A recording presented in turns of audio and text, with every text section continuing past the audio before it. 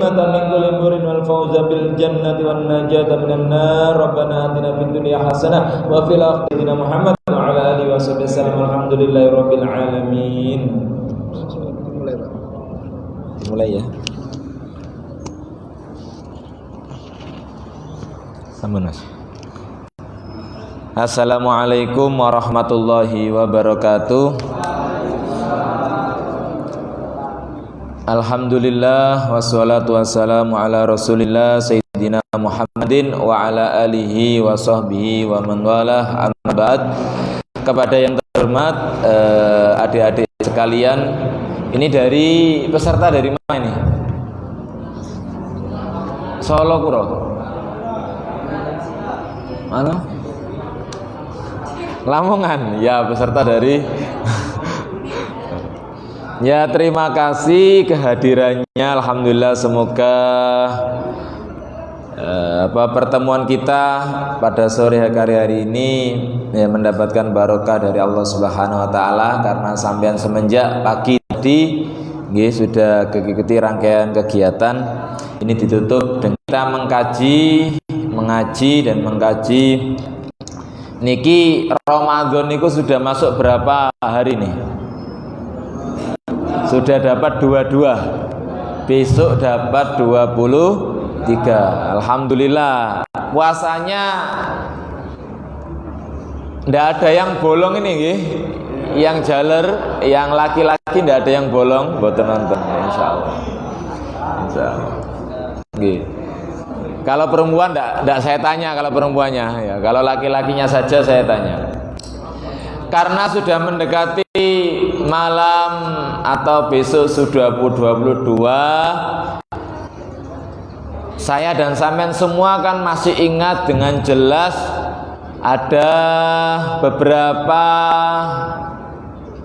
hadis, walaupun itu sisi kualitas hadisnya banyak yang catatan, tapi kita dengar bahwa awalu Ramadan itu awaluhu 10 yang terakhir adalah apa? Apa? Maghfirah apa rahmah? Yang kedua 10 hari yang kedua maghfirah. Yang 10 hari yang ketiga adalah idhkun minan nar. Maksudnya kita dimerdekakan oleh Allah dari masuk neraka. Adik-adik sekalian, bulan Ramadan itu diberi oleh Allah beberapa kemuliaan. Coba kita sebutkan 2 saja, kita jelaskan. Kemarin telah kita pelajari, kita rayakan, yaitu malam nuzulul Quran, tepatnya pada malam 17 Sahru Ramadan alladzi unzila fihil Quran. Dan ternyata kitab-kitab samawi itu kitab-kitab yang diturunkan oleh Allah kepada para rasulnya, baik berbentuk kitab atau berbentuk suhuf. Suhuf kayak suhufu Ibrahim, kayak suhufu Musa. Kalau kitab berarti kitab Al-Quran, Injil, Taurat, Zabur. Kesemuanya ini diturunkan pada bulan Ramadan. Berarti bulan Ramadan ini bulan yang penuh dengan barokah, bulan yang penuh dengan kemuliaan, bulan yang penuh dengan kemuliaan. Allah memilih 12 bulan itu, yang dipilih ada bulan Ramadan. Dari 7 hari yang dipilih oleh Allah adalah hari Jumat. Ngaten nggih. Jadi ada beberapa, walaupun umum, ada beberapa yang dikhususkan oleh Allah. Memang hari semua itu baik, tapi ada yang lebih mulia dari 7 itu. Yang paling mulia yaitu hari Jumat. Bulan semua baik-baik, tapi ada bulan yang lebih mulia, yaitu bulan Ramadan. Ya, alhamdulillah saya dan sampean semua di sini masih bisa menemukan bulan Ramadan kita isi dengan kegiatan-kegiatan ibadah, baik itu bertadarus, baik itu iktikaf, baik itu kalau malam sholat taraweh dan sholat witir, itu anjuran-anjuran dari sahabat atau bersumber dari Rasulullah Shallallahu Alaihi Wasallam. Sekarang untuk 10 malam bulan Ramadan terakhir, Allah menurunkan sebuah malam yang paling mulia. Malamnya itu dinamakan Lailatul Qadar. Ulama ini banyak yang berpendapat tentang Lailatul Qadar iki. Ono sing ngarani malam selikur, ono sing ngarani Lailatul Qadar iki setiap tahun, tidak terkhusus bulan Ramadan. Ada yang mengatakan Ramadan itu kalau sudah satu malam, tahun berikutnya tidak berpindah-pindah lagi. Kalau sudah malam 23 berarti seterusnya 23. Ada yang tidak, ada yang tiap hari itu pindah-pindah. Ngono ku lho, nggih. Perbedaan-perbedaan ulama mengenai tentang keadaan Lailatul Qadar itu dalam sebuah syarah kitab, di syarahnya kitab Bukhari, hadis Bukhari itu mencapai 40 pendapat, 40 statement yang menjelaskan seperti itu. Kita ndak usah terlalu banyak membahas statement itu. Yang penting kita berusaha bagaimana di 10 malam terakhir bulan Ramadan ini kita lebih giat beribadah lagi.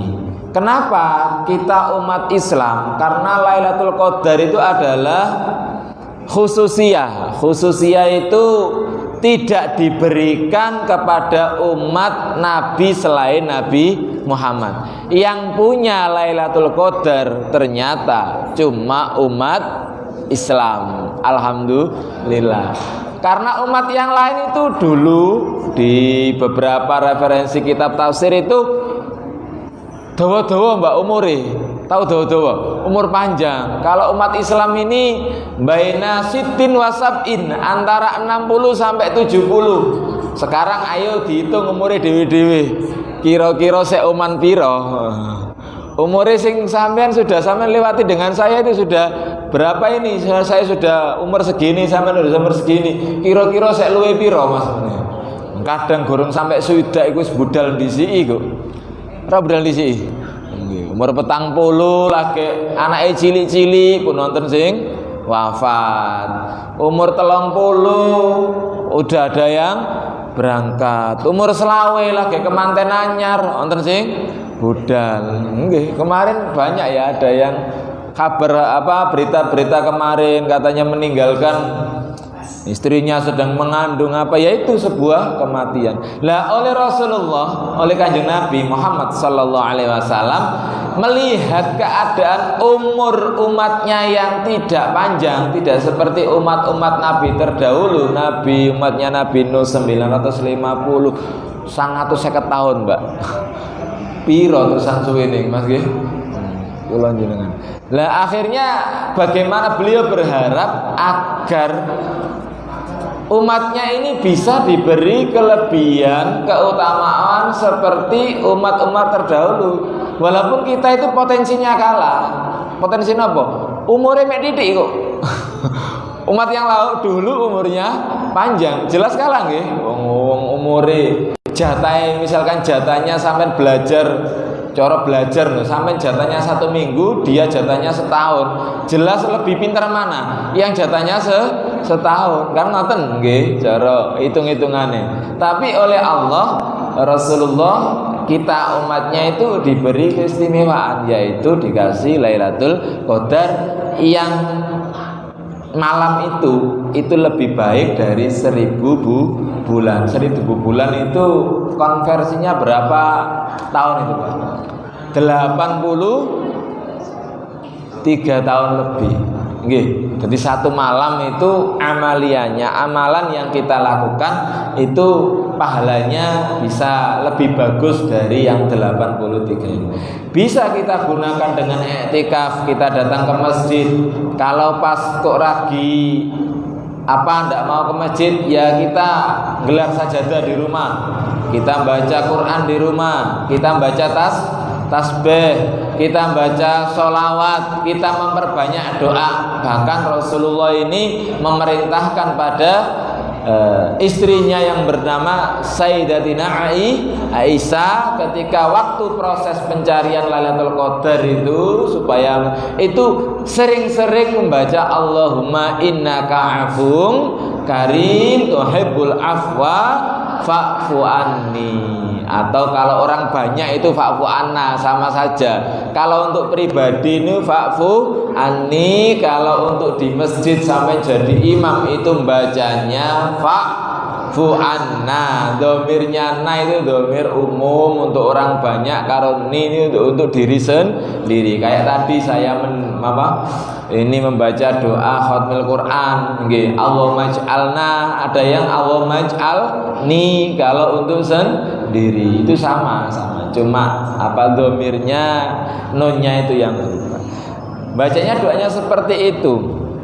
Terus kalau Lailatul Qadar itu katanya malam 21, malam terakhir lah, malam 10 terakhir. Rasulullah memberi penjelasan taharrau. Taharrau itu apa? Orang Jawa maknanya ngincer bersungguh-sungguh, digoleki tenanan, diinceng-inceng, diincer. Kayak sampean diincer nonton niku nggih tenanan, madosine tenanan ya. Mencarinya temenan. Golek ono di 10 terakhir bulan Ramadan. Lebih-lebih lagi ketika malam ganjil, mulai malam 21 sampai malam 23, 25, 26, 27, 29. Ini semuanya ada kemungkinan turun Lailatul Qadar di situ. Ada turun, bisa jadi turunnya malam 21, bisa jadi 23 dan seterusnya. Terus amalan apa yang kita lakukan pada malam Lailatul Qadar, pada malam menunggu atau mencari Lailatul Qadar? Ya seperti kita ini. Bahkan banyak ulama menyatakan adnal amal itu ya kita sholat taraweh 20 rakaat. Ini 20 rakaat ya. 20 rakaat. Nggih, 21 atau 20 rakaat? 20 dan 3-nya witir. Terus setelah itu sambil subuh, Isya, taraweh, subuh, elok ngono kae. Itu sudah diarani kita dikatakan kita sudah mencari Lailatul Qadar. Engko oleh umpamanya Lailatul Qadar itu turun pada malam itu, kita yang ikut sholat Isya, ikut sholat taraweh dan ikut sholat subuh itu mendapatkan bagian, walaupun bagiannya tidak sempurna. Yang sempurna ya dia melekan, dalu itu melekan, mencari tenanan ya, mencari dia itu tahajud, dia itu iktikaf, mencari dan berdoa agar bisa menemukan malam Lailatul Qadar. Terus riwayat lain menjelaskan Rasulullah dulu itu pernah bercerita pada sahabat, ya kayak gini. Rasulullah sering cerita di masjid, ngaji kepada sahabatnya. Dulu di zaman Bani Israel itu ada orang yang 1000 bulan itu dia gunakan untuk perangan, terus jihad fisabilillah. Orang sahabat itu dulu itu Rasulullah, keberadaan Rasulullah di di kehidupan sahabat itu benar-benar dimanfaatkan untuk menggali ilmu agama. Gak jelas ditakokno Kanjeng Nabi, kurang paham, bertanya tentang ketidakpahamannya, tidak tahu hukum, ditanyakan hukumnya. Kalau sampai ini ada ustadz, ada kiai, kira-kira sampai sering mana sampai aja tanya hukum, apa diajak selfie, apa diajak dijalui donga, apa ngoten mawon kalau kiainya. Kalau Rasulullah dulu benar-benar sahabat itu tahu benar itu kehadiran Rasulullah itu butuh untuk tanya. Kanjeng Nabi kok iso kados ngoten, kok iso seperti itu?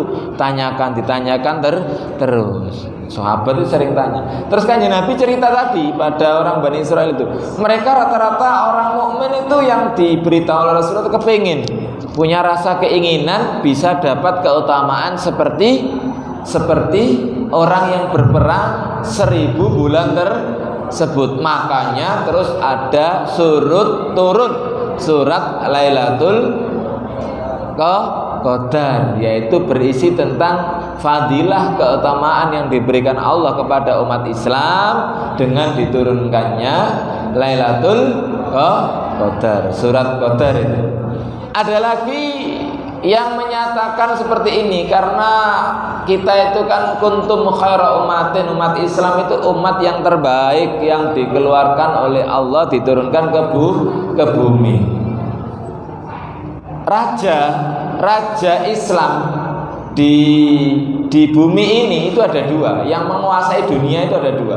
Satu adalah Nabi Sulaiman, yang kedua adalah Raja Dzulqarnain.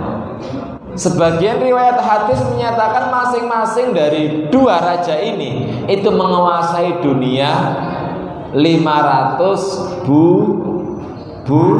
bulan. Raja Sulaiman 500 bulan, Raja Dzulqarnain 500 bulan. Allah memberi keutamaan kepada umat Islam biar bisa menggabungkan dua keutamaan dari Nabi Sulaiman dan Raja Dzulqarnain ini. Kita diberi Lailatul Qadar. Yang Lailatul Qadar itu keutamanya adalah 1000 bulan, mengumpulkan 500 bulan yang diberikan kepada Nabi Sulaiman dan mengumpulkan 500 bulan yang diberikan pada Raja Dzulqarnain. Enak ya? Enak. Cuma kendalanya kita itu tidak diberitahu, tidak ada pentakyinan, tidak ada kejelasan. Lailatul Qadar itu malamnya ini, berarti itu semua disamarkan oleh Allah. Cuma ada indikasi, ada pertanda itu turunnya 10 terakhir bulan Ramadan. Tidak dijelaskan malam 21 kayak malam 23, tidak. Fungsinya apa ini? Kok disamarkan oleh Allah? Biar kita lebih giat. Biar kita lebih giat untuk mencari Lailatul Qadar. Kalau andekan dikasih tahu turunnya 21, paling masjidnya mulai jam 7, mulai terawih sampai subuh, cuma malam 21. Selain itu masjidnya kosong lagi lah, wis mari sudah turun kok. Ya, Lailatul sudah turun. Tapi kan disamarkan biar kita senantiasa mencari. Ini itu banyak persamaannya seperti ini. Allah menyamarkan waktu mustajabahnya doa pada hari Jumat. Hari Jumat itu Allah menjanjikan ada sepersekian waktu, entah itu jam, entah itu menit, entah itu ya. Doa kita pasti akan diterima oleh Allah, tidak mungkin ditolak, tapi disamarkan oleh Allah. Ulama berbeda pendapat, ulama mengkaji hadisnya, mengkaji asbabul wurudnya, mengkaji dengan latar belakang historisnya, itu akhirnya ada yang menyatakan banyak. Oh, itu turunnya pagi, oh itu turunnya ketika khotib naik ke mimbar. Jadi sampean ndok omah kok lho ndonga sampean mandi sing mbak-mbak gak Jumatan iki lho. Karena ngepasi malaikat atau Allah menurunkan waktu mustajabah. Atau yang di masjid mas-masih elok ndonga waktu mustajabah. Ada yang mengatakan setelah asar. Ini disamarkan oleh benar pada hari Jumat, tapi disamarkan biar kita senantiasa mencari. Orang dulu kan banyak mbah kita dulu hari Jumat itu libur kerjanya. Hari Jumat itu libur kerjanya, dibuat khusus untuk beribadah di rumah. omah, engko mari teko sawah ya mulene pagi pulangnya ndak ada terus dia itu persiapan. Kalau sekarang nggak bisa. Libur nasional kan hari Minggu. Sampai sekolah ya nggak bisa. Bahkan itu. Nah, yang kedua, ada juga hal yang dirahasiakan oleh Allah juga disamarkan adalah ridhonya Allah. Nah, sekarang kita bahas ridhonya Allah. Orang kalau sudah diridhoi Allah, saiki contohnya ngene, ana wong wedok ya, punya suami laki-laki. Andaikan suaminya ini ridho pada istrinya, bojone njaluk apa pola apa sing lanang gak mangkel, atine lega, atine ridho. Nah, itu gambaran ridho. Ketika manusia dapat ridho oleh Allah, maka jelas dia akan dapat ampunan sebesar apapun kesalahannya. Contohnya banyak, ono wong wedok cara zaman sekarang itu PSK misalkan Mbak. Ternyata dia itu memberi makan anjing, ada versi riwayat ya kucing yang ketelak. Allah ridhonya Allah turun pada waktu dia itu keikhlasan nanti nyawang anjing asu sampai mati gak mentolo dipekno. Loh ridhonya Allah turun. Bahkan kita ndak menggambarkan itu kayak gini. Imam Al-Ghazali, pernah dengar nama Imam Al-Ghazali ya? Dengan karangannya itu Ihya Ulumuddin, kitabnya besar, ahli tasawuf umat Islam yang dijadikan rujukan tentang madhab tasawuf. Kalau Mbah Hasyim Asy'ari di NU itu memberi catatan kalau wong NU itu berarti madhab 4.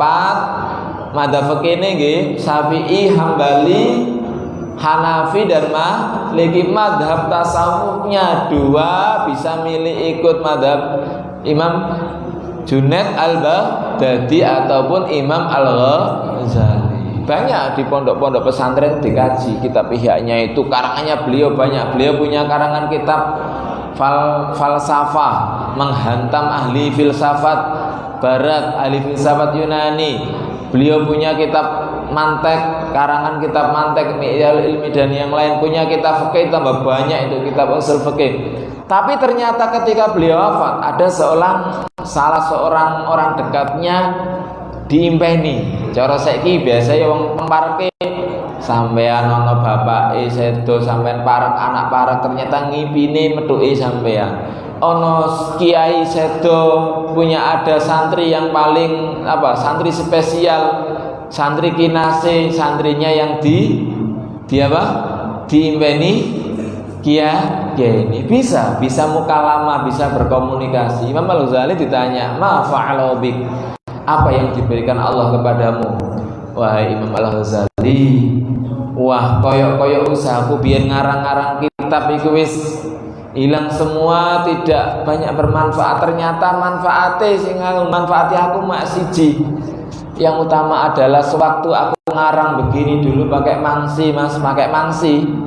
Ya, mangsi. Ada lalat hinggap di mangsi itu gak digurak, tidak dihalau sama Imam Ghazali, dibiarkan sampai tanak oleh ngombe.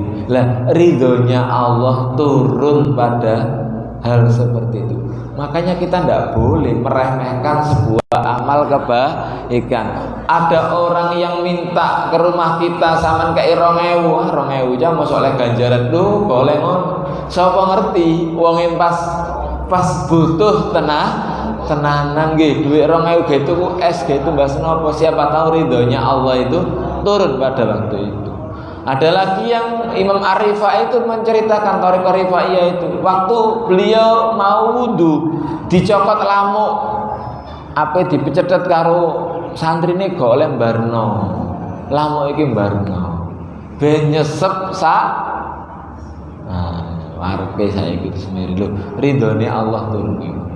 Kira-kira aku sampean disesep lamuk niku Mbak ya sida ditukokno obat lamuk dobel ditukokno mesin apa niki?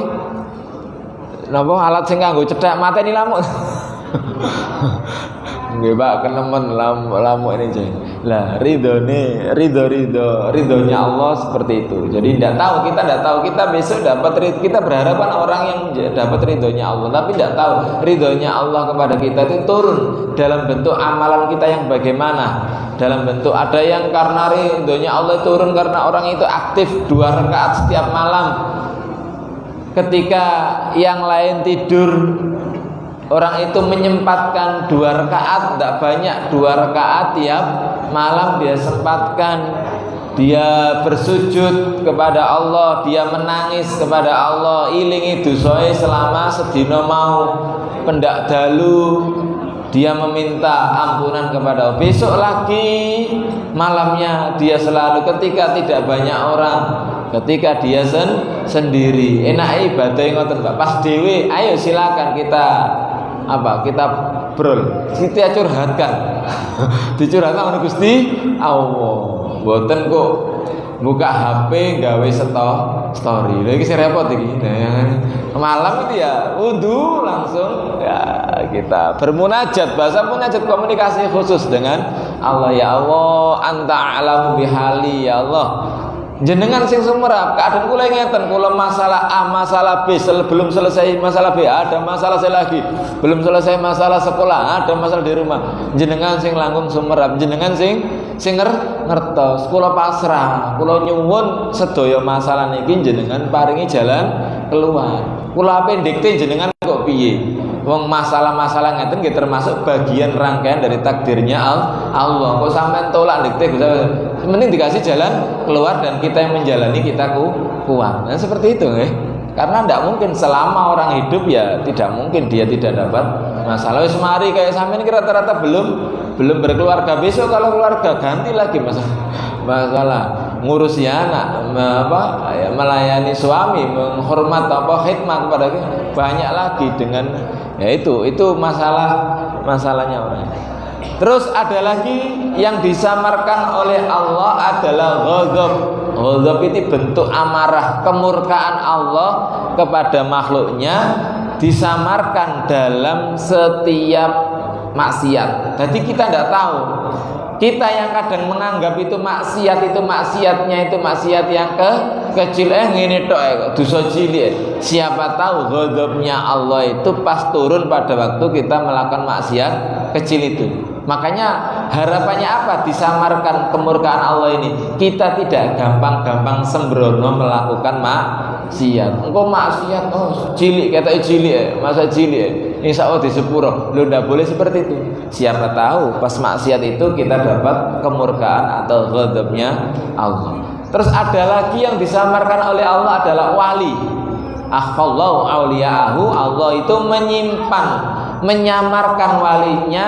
Tujuannya apa? Tujuannya supaya kita tidak gampang-gampang meremehkan orang.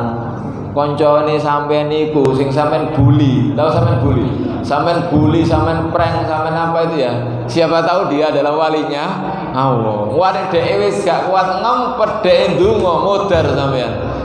Karena doanya wali itu orang dekat, bolone Gusti Allah. Bolone njaluk tolong ya tetap ditolong dengan keadaan apapun. Jadi jangan gampang-gampang. Ada hadis itu ya, man adani waliyan faqad adzantukum biharbin.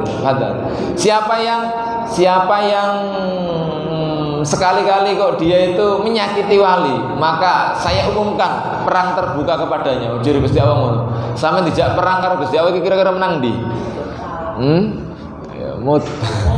Makanya jangan nglarakno atine wali. Wali itu ya ada yang masyhur, ada yang mastur. Kalau sudah orang itu terkenal kemasyhuran dari segala penjuru membicarakan dia itu wali, aja gampang-gampang mbok rasani, mbok larakno atine.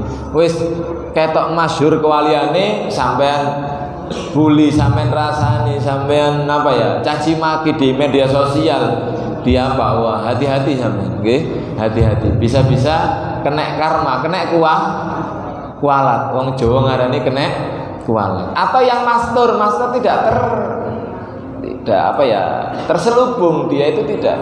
Kadang wonge yo angon wedhus, kadang wonge yo ngarit, kadang tiang ingin tani biasa, mboten tiang sing pangkat-pangkat ketok niku mboten. Kadang dia menyamar humul wali ini bisa wonten sing ngoten, semuanya ada faedah, ada hikmahnya. Yang masyhur memang sengaja dimasyhurkan, diviralkan oleh Allah supaya banyak orang meminta barokah doa kepada dia, yang disamarkan sebagai apa ya, skenario Allah ben wong gak gampang-gampang meremehkan orang lain. Ngoten niku. Itu hikmah dari penyamaran Allah. Termasuk Lailatul Qadar ini juga disamarkan oleh Allah supaya kita giat beribadah. Rata-rata orang ulama menyatakan faedahnya apa kita disamarkan supaya kita giat beribadah. Namun ada salah satu ulama yang apa ini anti mainstream, ini tidak sama dengan yang lain. Beliau menyatakan seperti ini, faedah disamarkan Lailatul Qadar adalah kita itu dikasihani oleh Allah. Nggih, Mas, Mbak, kita dikasihani oleh Allah. Kok tahu? Andaikan Lailatul Qadar itu diberitahu kepada kita, Lailatul Qadar itu pasti tahun ini malam segini. Ternyata ada malam itu ada orang melakukan maksiat.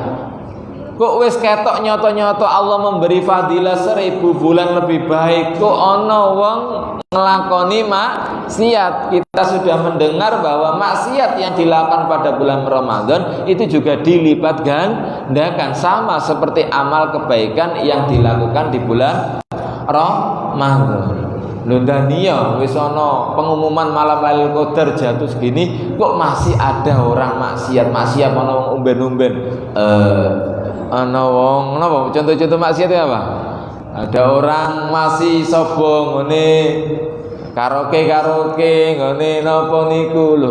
Sudah nyata-nyata malam Lailatul Qadar mestinya orang itu sobong masjid atau di rumah melakukan ketaatan, tapi dia tambah melakukan maksiat, maka berlipat ganda maksiat. Ini ulama sebagian menyatakan seperti itu. Hikmah dari dirahasiakannya, disamarkannya Lailatul Qadar. Terus penggambaran Lailatul Qadar itu ulama menyatakan seperti kilap yang menyambar, kalbarkil khatif, sebentar berarti. Nggih, kalbarkil khatif, tapi keutamaannya itu bisa menyelimuti keseluruhan malam. Turunnya sebentar, keutamaannya menyelimuti keseluruhan malam. Dan pada waktu malam turunnya Lailatul Qadar, Allah itu Allah itu meleh-meleh nanggone malaikat. Dulu sewaktu Allah mau membuat khalifah, membuat makhluk di bumi, Allah akan musyawarah dengan malaikat. Nggih, ini jailung fil ardi khalifah. Piye malaikat, aku ape gawe khalifah penghuni sing ngramut bumi iki, sing bagian dadi pengurus, sing bagian petani ngramut tani ini, bagian itu ya pertambangan. Tapi oleh malaikat, ya ataj'alu fiha mayufsidu fiha. Kenapa? Apakah engkau tidak tambah ya Allah? Apakah engkau tidak malah menjadikan orang yang merusak bumi? Nggih. Wa nahnu nusabbihu bihamdi. Sedangkan saya sendiri walaupun jenengan tidak membuat makhluk yang namanya manusia, saya sendiri loh, saya malaikat itu kan selalu bertasbih, saya selalu taat. Malaikat itu tidak pernah maksiat, karena malaikat sekalipun sedikit pun tidak punya nafsu. Kita manusia dibekali oleh Allah akal dan nafsu. Kalau akal kalah dengan nafsu, maka orangnya condongnya lebih banyak melakukan kemaksiatan. Tapi kalau akalnya ini yang lebih kuat, lebih besar, maka condongannya untuk melakukan aktivitas ibadah lebih besar daripada kecondongannya untuk melakukan maksiat. Sekarang mari kita angan-angan dewe. Aku sampeyan iki kira-kira luwih seneng ndi nglakoni keapian apa nglakoni kejelekan, kemaksiatan? Kalau lebih senang melakukan kemaksiatan, berarti kira-kira nafsu kita yang lebih besar. Nggih. Ya, ada nafsu, ada sih. Lah niku Kalau malaikat tidak punya syahwat, disuruh A ya A, disuruh sekali rukuk ya rukuk, suruh sujud ya sujud, tidak punya seperti manusia, kono ngaloro menggok dhisik ngetan. Iku menungso. Engko senajan guring-guring ngalor, tapi perintahnya ke utara misalkan, menggok dhisik, bu mampir nandi ngono lagi. Niku menungso. Kalau malaikat tidak seperti itu. Itu akhirnya waktu malam Lailatul Qadar Allah, malaikat biyen awakmu muni debat aku Gusti Allah, jirin jenengan damel menungso gak tambah damel kerusakan ya Allah. Nah, kula niki lho wis nasbeh, wis taat koyo ngene. Lha saiki ayo malam Lailatul Qadar iki muduna nang ngene bumi.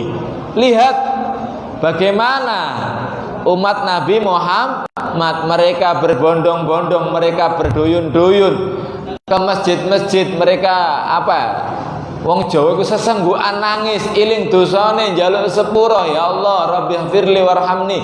Lah itu sampean lihat turun, akhirnya malaikat sama turun ngucapno salamun sampai salamun hiya hatta matla'il fajr. Jadi ada makanya oleh sebagian ulama penamaan Lailatul Qadar itu Lailatul Qadar makna baik Lailatul Dik. Dik itu desekan, apa cara wong niki sesek. Karena bumi pada malam itu malaikat iki hilir mudik. Ya tanazaluna iki hilir mudik, turun naik turun. Jadi bumi iki desek kakean malah itu makna pemaknaan dari kalimat Lailatul Qadar sebagaimana kan. Walaupun yang lain menyatakan boten Lailatul Qadar iki namanya qadar dipesti. Oh si A ini rezekinya tahun ini segini, oh si A ini jodohnya tahun ini, lama menunggu kok oleh jodoh, akhirnya oh tahun ini sak oleh, oh tahun ini dia akan kehilangan orang tuanya, oh tahun ini dia akan mendapatkan rezeki yang melimpah. Itu tertulis semua pada Lailatul Qadar. Makanya disering-sering kita dianjurkan untuk berdoa dengan doa yang banyak, doa keampunan itu tadi. Kembali lagi pada peristiwa itu, kal barqil khatib, seperti petir, seperti kilap yang menyambar, dan malam-malam itu semuanya mendapatkan keagungan barokahnya Lailatul Qadar. Sehingga beberapa ulama itu punya ini khusus kayak semacam analisa ini. Sebenarnya yang dapat Lailatul Qadar itu yang bisa merasakan apa yang umum untuk kita. Kita yang penting kita beribadah ke masjid, i'tikaf, kita tidak punya indera perasa. Iki turun apa ndak? Apakah kita andai kan bener malam itu turun, apakah kita juga dapat jatah Lailatul Qadar? Wong kita tidak merasakan. Wong oleh kok gak ngerasakno. Oleh kok gak rumangsa. Sampeyan kalau dapat hadiah, Mbak, dapat dapat cairan dana kan rumangsa, aku oleh. Kalau ndak oleh kira-kira gak rumangsa, kira-kira bisa diambil apa ndak ya? Gak rumangsa hangus, Pak. Mboten. Kalau cara kerjanya dari Allah ndak hangus mboten. Orang baik dia itu bisa merasakan lewat mata batinnya bahwa Lailatul Qadar itu turun, ataupun orangnya itu tidak bisa merasakan, dua-duanya ini mendapatkan fadilah, mendapatkan keutamaan Lailatul Qadar.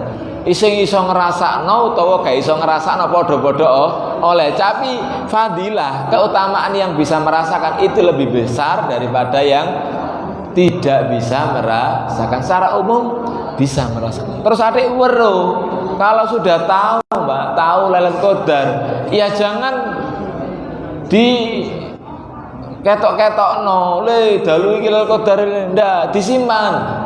Kita simpan, ya, karena itu bentuk pemberitahuan dari Allah kepada kita. Kita itu berarti kita itu termasuk orang khusus.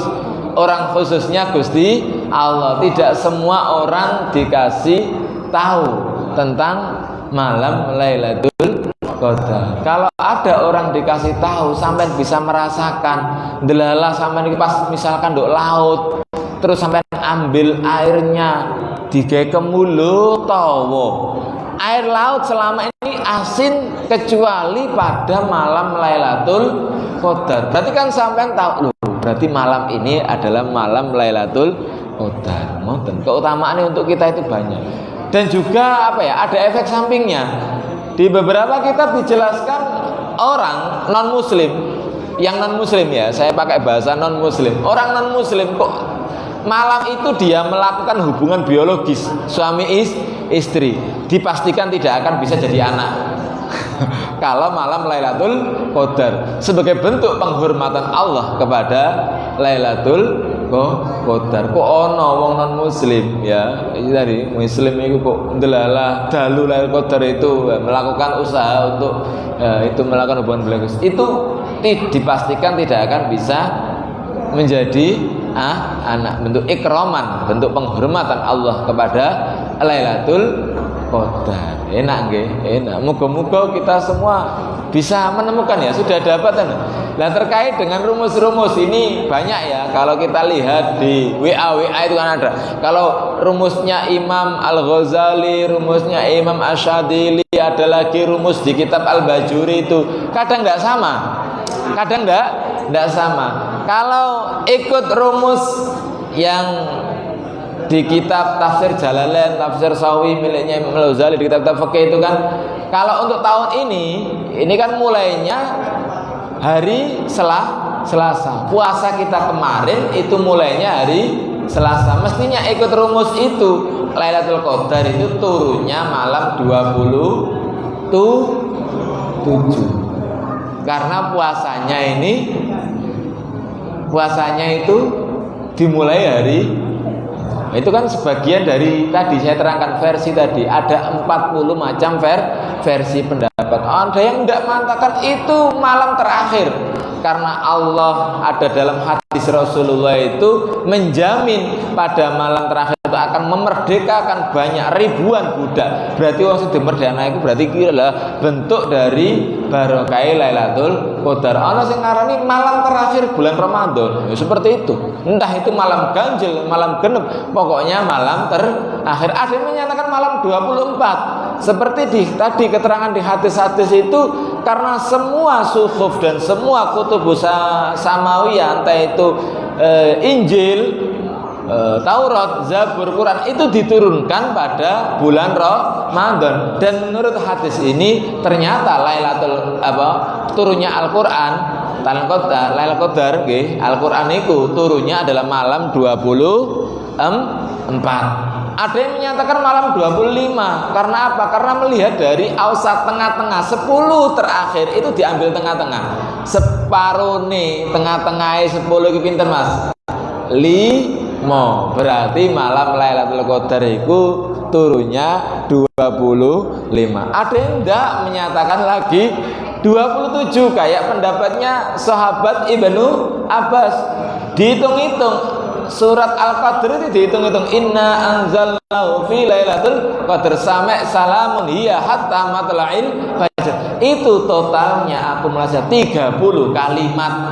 30 kalimat. Dan pas pada lafaz hiya salamun hiya hatta matla'il fajr, hiya hatta matla'il fajr, hiya 27 hatta 28, terus matla'il 29, fajr 30. Hiya ini rujuknya kembalinya pada Lailatul Qadar. Berarti malam berapa? 27. Karena diambil dari istimbat penggalian hukum itu dari tadi. Karena lafaz hiya itu berada pada urutan 27. Makanya sahabat Ibnu Abbas menyatakan itu malam 27. Imam Syafi'i beda lagi. Imam Syafi'i menyatakan 21. Kalau tidak 23 berarti sudah kelewat 21. Nanti malam 23 ya. Oke.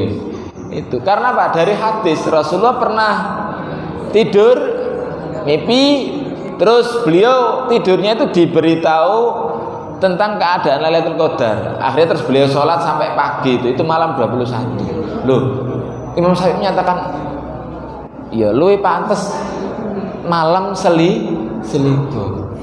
Iki masalah teori, Mbak. Teori banyak ulama itu mengatakan ada yang malam 21. Nah, kalau buat kita setiap malam ya kita usahakan untuk kita ihya lail, kita hidupkan dengan amalia. Paling tidak sholat sisa, sholat tarawih, tadarus. Kalau biasanya tadarusnya itu bisa malam lagi ke masjid setelah tadarus pulang, terus malam lagi ke masjid, iktikaf setelah jam 12, ya tambah bagus. Kalau tidak bisa ke masjid, ke musola terdekatnya tidak apa-apa. Kalau tidak bisa ya di rumahnya masing-masing. Itu untuk demi mencari Lailatul Qadar. Iman ada kata golei. Wes ono jatahe kita tidak mau menjemput, kita biarkan berlalu. Wah, iman nggih, iman. Karena tiap tahun pasti ada jatah untuk umat Islam berupa malam Lailatul Qadar. Berarti nanti malam siap ya mencari nggih. Siap nggih?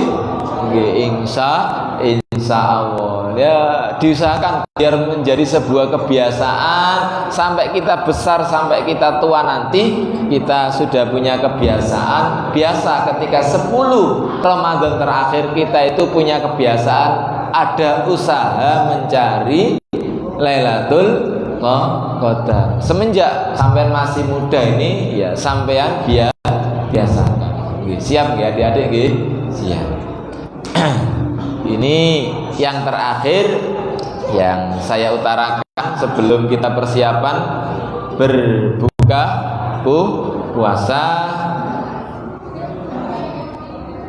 Dalam perintah puasa kemarin ayatnya sudah jelas, ya ayyuhalladzina amanu kutiba alaikumus siyamu kama kutiba alal ladzina min qablikum la'allakum tattaqun. Banyak rentetan rangkaian ibadah yang kita mulai puasa sampai juga nanti ada zakat fitrah. Itu berarti sebenarnya bulan Ramadan ini kita sibuk mestinya.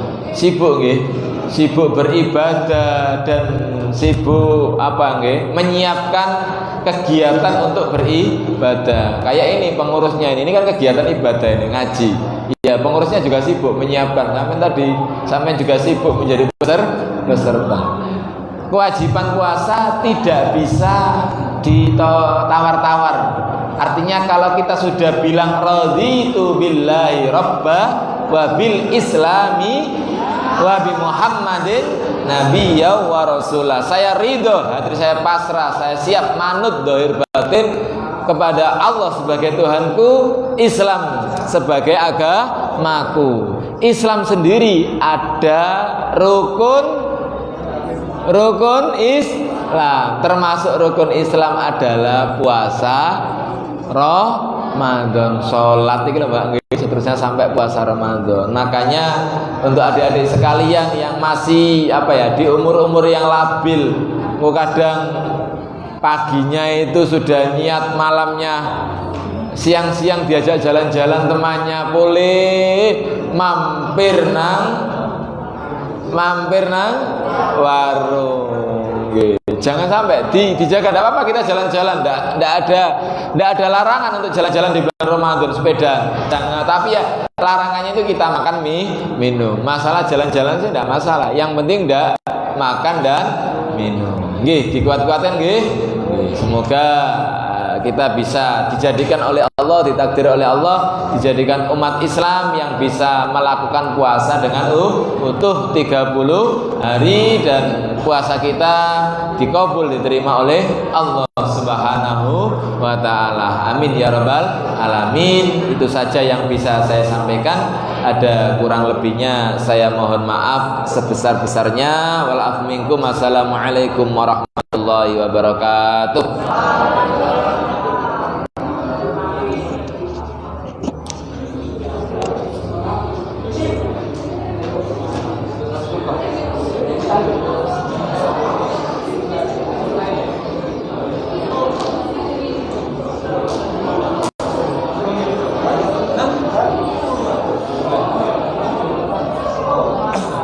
Atas permintaan niki monggo kita donga majelis, donga ngaji, muga-muga oleh barokah nggih ngajine. Bismillahirrahmanirrahim. Alhamdulillahirabbil alamin. Allahumma shalli wa sallim ala sayyidina Muhammad wa ala alihi wa sahbihi wasallim. Allahumma sallimna wal muslimin wa afina wal muslimin wa'fu anna wa 'anil muslimin wa qina wa iyyahum syarra masaibid dunya waddin. Allahumma rzuqna ilman nafi'ah wa 'amalan mutaqabbala wa rizqan wasi'an halalan thayyiban mubarakah. Allahumma inna na'udzubika min ilmin la yanfa' wa 'amalin rafa' wa du'an la yasma' qalbin la yakhsha wa nafsin la yashba. Rabbana taqabbal minna innaka antas samiul alim wa tub 'alaina innaka antat tawwabur rahim. Rabbana taqabbal minna innaka antas samiul alim wa tub 'alaina innaka antat tawwabur rahim. Rabbana taqabbal minna innaka antas samiul alim wa tub 'alaina innaka antat tawwabur rahim. Rabbana atina fid dunya hasanah wa fil akhirati hasanah wa qina adzabannar. Wa sallallahu ala sayyidina Muhammad wa ala alihi wasallam. Alhamdulillahirabbil alamin. Al-Fatihah.